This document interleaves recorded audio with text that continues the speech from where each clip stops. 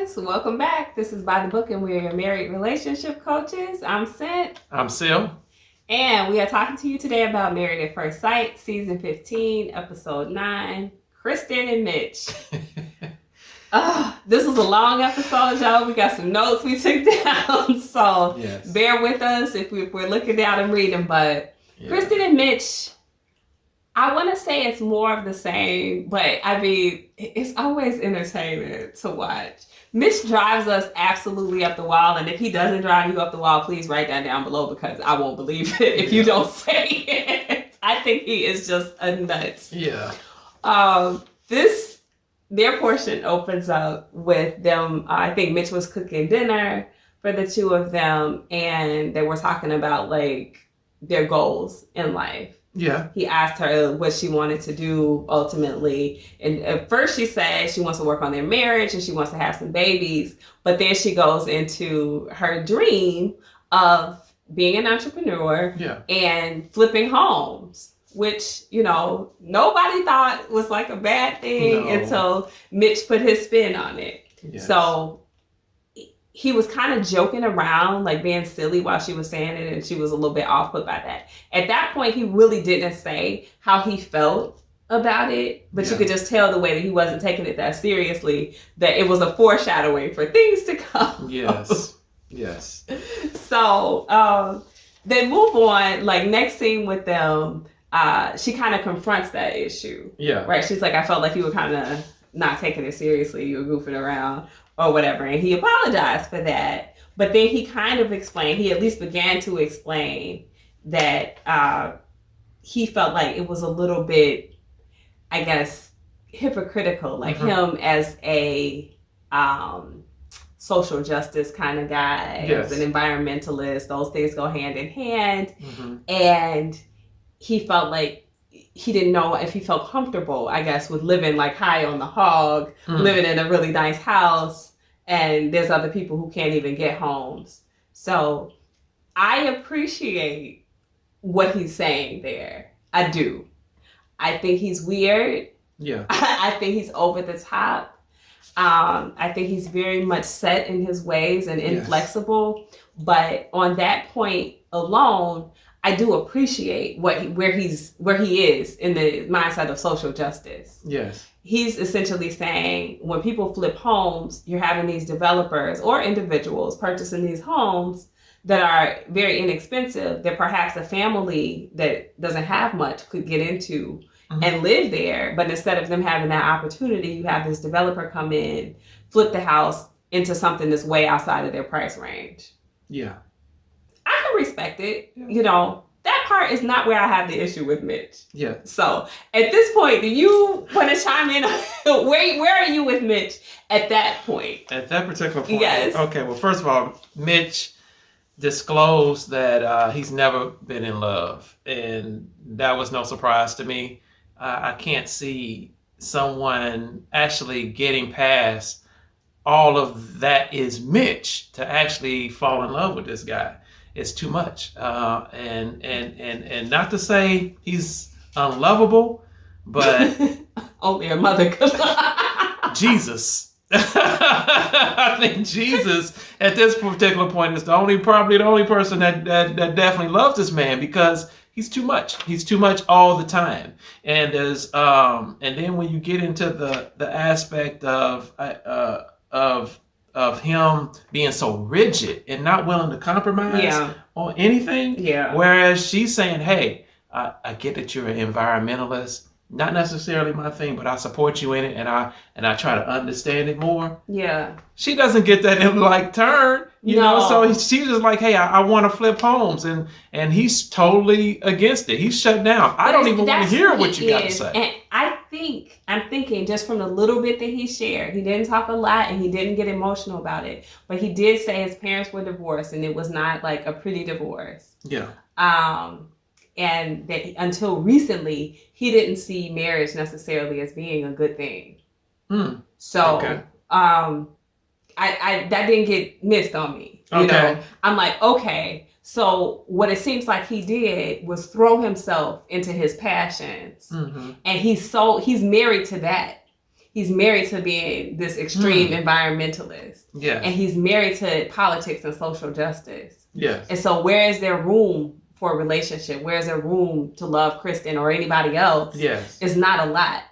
And that's probably because he hasn't prioritized it. Like, he's thinking about it now because he probably wants to have a child or something like that. Yeah. But he hasn't really prioritized what it means to like be in a relationship with somebody. And I think that's where his breakdown is happening. I think that's going to be to his detriment in this marriage. Yeah. You know what? That's really good of you to catch that, because I did totally flew over my head. You know, because I'm disgusted. To be honest with you, I'm disgusted with Mitch, and this is again. Let me say it one more time. The producers or the whoever the experts, whoever picked this guy, you did a disservice. You never should have put him with anybody, and so you put him with a woman who's really trying and knocking herself out, getting on the beach with this guy. And cleaning up the beach because that's his thing. She's walking in his world. This was after the argument kind of that they had in the house, where, you know, she didn't feel heard. She didn't feel like her passion was well regarded by him. And you see her being stifled in every way. Everything that she wants to do is kind of stifled by him. And it's because she has prioritized marriage. Yes. It's important for her. So she's placed him at a level that he doesn't even have the ability to place her at. No. This is why we see her continuing to try to meet him where he is. Yeah. And him never doing the same. So even so much so that she says something like, you know, when she pictures a perfect marriage or like the way that she wanted marriage to be, that they're not that far off from it. Yeah. And I'm like, girl, what? Like, if desperation was a person. Yeah. She was drinking the Mitch Kool-Aid, with that one. And I, you know what? I bet you by the end of the episode, I bet she wouldn't have said that. I don't know. She desperately, desperately wants to stay in this marriage.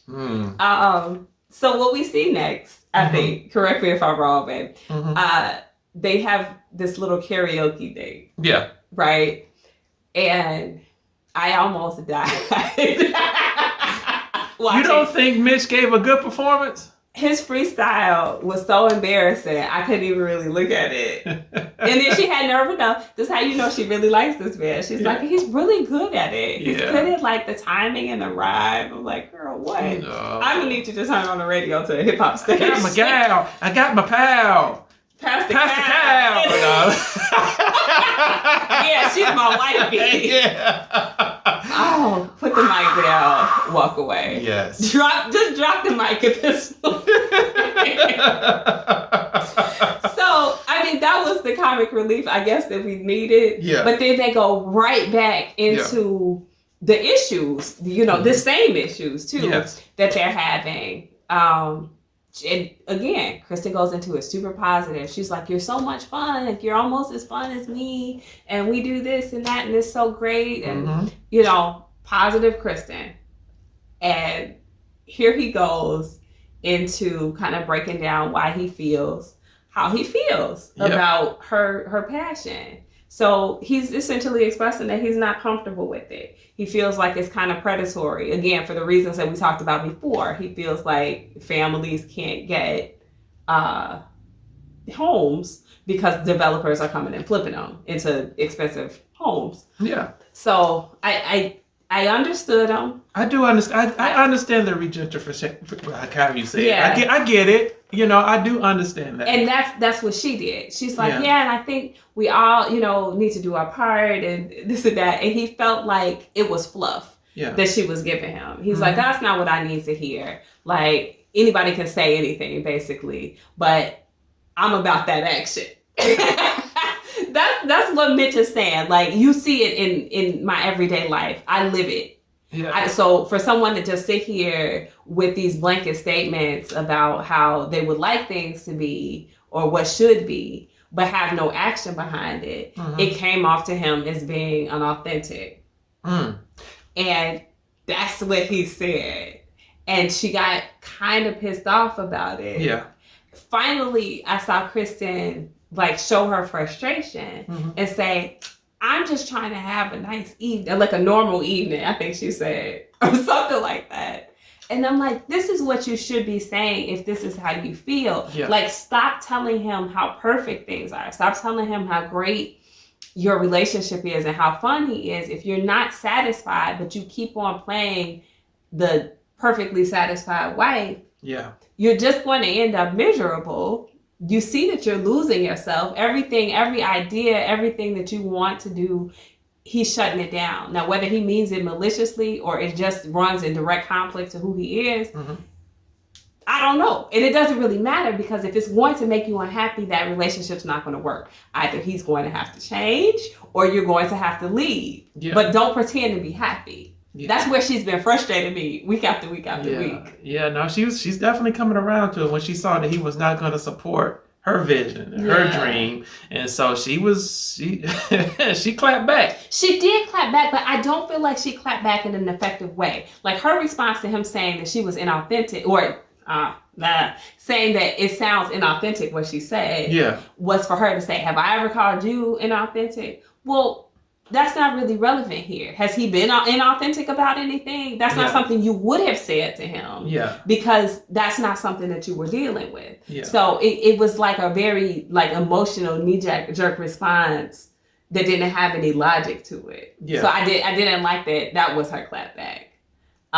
She could have just came back with how she felt. Like, I don't like that you said that. That felt offensive to me. It felt like an attack. Yeah. Rather than coming back at him like, I don't say this about you. Yeah. So she was mad. She took offense to that. Mm-hmm. She wanted to be able to say, her blanket fluffy statement, and for him to acknowledge it as her, supporting his position. Mm-hmm. But she doesn't, because what she wants to do kind of flies right in the face of it. So another thing that she could have said is like, look, we're not aligned here. Yeah. And if we're going to work, we got to figure out like a mutually acceptable ground that we can reach, because I'm not going to give up every single one of my dreams and goals for every single one of your dreams and goals. Very true. Where's your compromise? Mm-hmm. Again, and he's unwilling to do that. He wants to be true to Mitch and to Mitch only. And so he, even later on with the shirt thing, he does. I know we're not there, but it's just like he does not want to compromise. Yeah. Is his way or the highway. He's just not going to participate. He's not going to be there, present, in the way that she's going to need and want him to be. Yeah. If it's not 100% his way. But see, and that's the thing. That's a dangerous thing, I think, about staying single for a long time. And I'm not knocking anybody for doing it, because I did too. Mm-hmm. But when you're single, you're single-minded, and you can focus on whatever it is that you want to focus on. You don't have to worry about anybody else being brought into your world and accommodating them in any way. Mm-hmm. What did he say? He's been single for 8 years? Yes. Years! That's a long time. So he's not even accustomed to knowing how to try to fit somebody into his world. Not even trying. So he is going to be rigid. It's going to take a lot for him to overcome that, and it's probably not going to happen in 8 weeks. No, absolutely not. And on top of that, he's not willing to overcome any of that. Mm-hmm. This is who he is. He's not willing to change, and he's so much as said that. I think the realization will have to hit him that there's almost going to be no one who's going to align with him perfectly, because he's on the extreme end of those things that he's passionate about. Yeah, and it will have to click with him that, okay, there's almost nobody who will sync up with me in this way. Mm-hmm. So if I want a relationship, there's certain things I have to sacrifice. Yeah. He's not there. No, he's definitely not there with Krysten, but I don't think he's there, period, for anybody. She could have been whatever his dream woman was physically, and I just don't think it would have crossed him over. No. After 8 years of this rigid training, he's not used to it. Didn't he say he lost himself in a relationship before? He did. That was probably that 8 years ago, and he was like, never again. Yeah. I don't even believe that. So our last point, as we just alluded to, on this couple is about T-shirt gate. Yeah, 22. 2022. Was it T-shirt? Not a T-shirt. It's Shirt Gate 2022. We thought it was funny. I thought it was hilarious that all the wives kind of tricked their husbands into wearing the same shirt to their group event. And nobody gave any pushback about the shirt except Mitch. I was actually surprised that nobody gave a pushback, like, oh, I don't really like this shirt, but I'll wear it because you got it from me. Yeah. That's what I expected one of them to say. Yeah. Maybe like Nate or Miguel or something. Yeah. But they didn't. Everybody agreed to it. When Krysten gives Mitch the shirt, he almost loses it. You know, it was kind of bizarre, and I'm wondering if it was stemming from like the conflict that they already had. Nah, he just went into full diva mode. You know, Mitch doesn't wear these type of shirts. Or yeah, it was super weird. You know, referred to himself as in the third person. It was strange. It was bizarre. It was weird. It was Mitch. Yeah, that was a disappointment for me because I'm not going to say I was Team Mitch at all before that. But I was understanding his position in terms of it just not being aligned with what she wanted to do. Yeah. Him being a social justice guy and the flipping houses thing. I understood the conflict. I did not understand Shirtgate 2022. Yeah. It didn't make any sense to me why he was so rigid about that. The shirt is already made.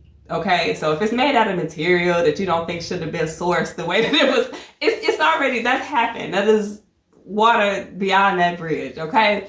So you already have the shirt. Then she has to tell him why she wants him to wear the shirt. Privately, although it wasn't private, they're in the bathroom where we can hear and read the subtitles of what's going on. And then he starts to have a Mitch fit. A Mitch fit, I like that.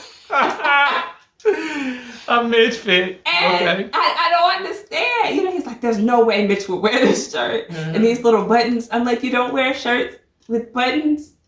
I'm going to go back and I'm going to go ahead and say he had on a shirt with buttons for his wedding. Yeah. Like, come on now. Yeah. Like, don't be ridiculous.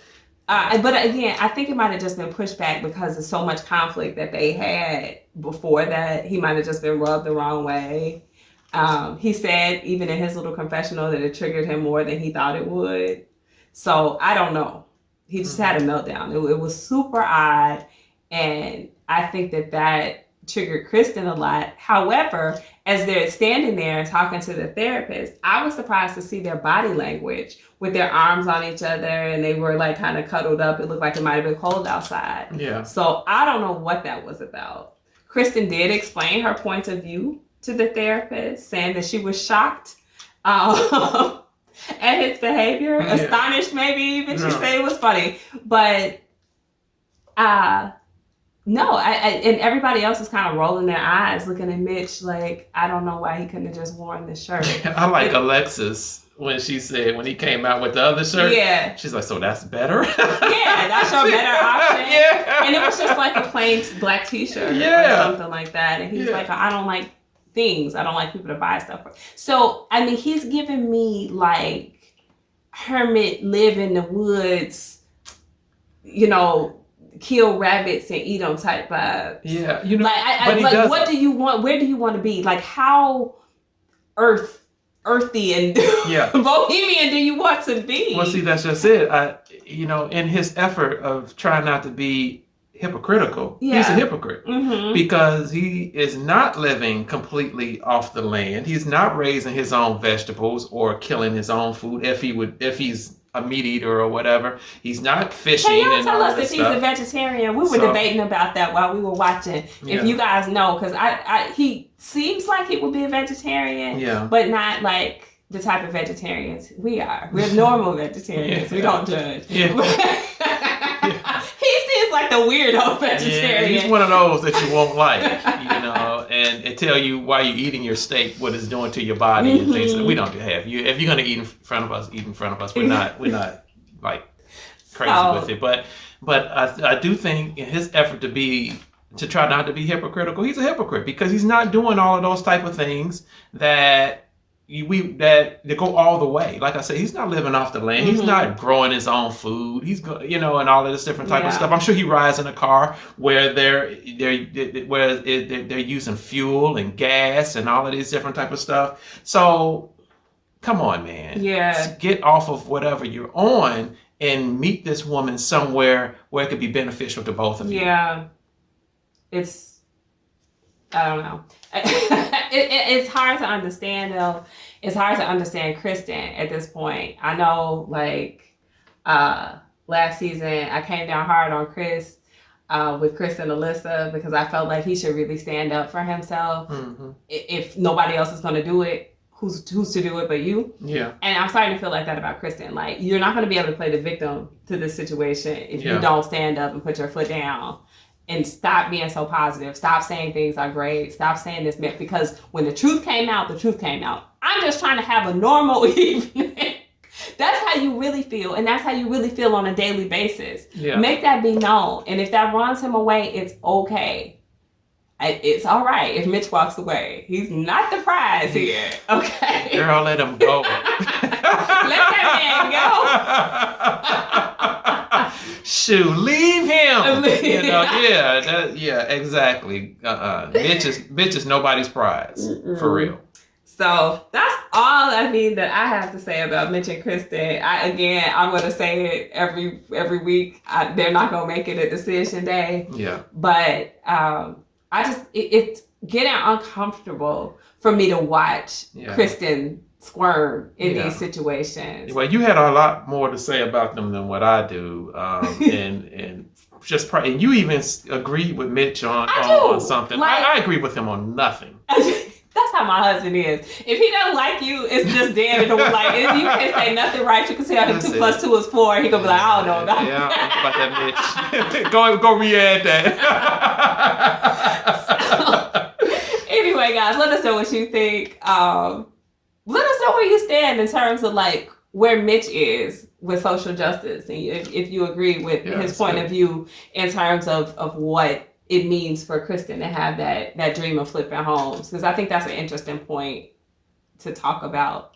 And is there middle ground? I think more importantly for them when they have what seems like polar views in that. Yes. I don't see it. So I would love to talk about it, hear about it. How can that work out? Mm-hmm. Other than that, guys, just share, comment, subscribe, and we'll talk to you soon.